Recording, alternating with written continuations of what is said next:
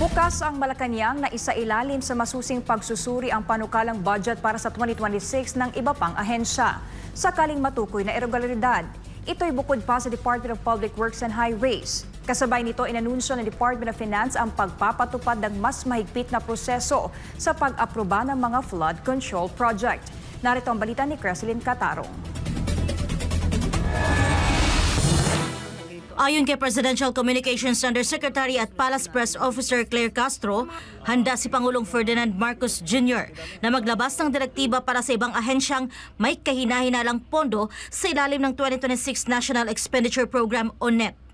Gayunpaman, binigyang diin ni Castro na kinakailangang may sapat at detalyadong ebidensya ang anumang aligasyon ng irregularidad bago ito iharap sa Pangulo para sa masusing paglipaso.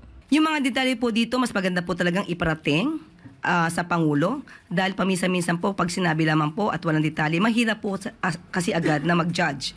Sa ngayon, inatasan na ni Marcos Jr. ang Department of Budget and Management at ang Department of Public Works and Highways na masusing suriin ang mga questionabling bahagi ng panukalang 2026 budget ng DPWH at gumawa ng kinakailangang pagwawasto rito. Mas maganda na rin na ibang mga ahensya tignan din nila kung ano yung nai-report nila at baka nga mayroong naisingit sa proposal nila na hindi na dapat maisingit. Samantala, inanunsyo ng Malacanang na magpapatupad ng mas mahigpit na proseso ng pag-aproba ang Department of Finance para sa mga flood control project.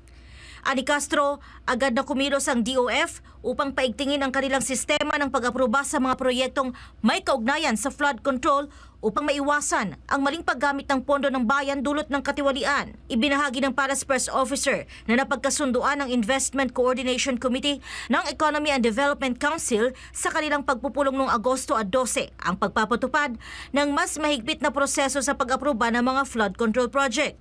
Sa ilalim ng bagong patakaran, sasailalim sa masusing pagsusuri ang mga flood management project bago ito isakatuparan. Layunin ng bagong hakbang na ito na siguraduhing wasto ang kalidad ng mga proyekto. Maging kapaki-pakinabang ito sa mga mamamayan at kalaunan ay maaabot ang long-term sustainability goals nito. Para sa Diyos at sa Pilipinas kong mahal, ito si Creslyn Catarong, SMNI News.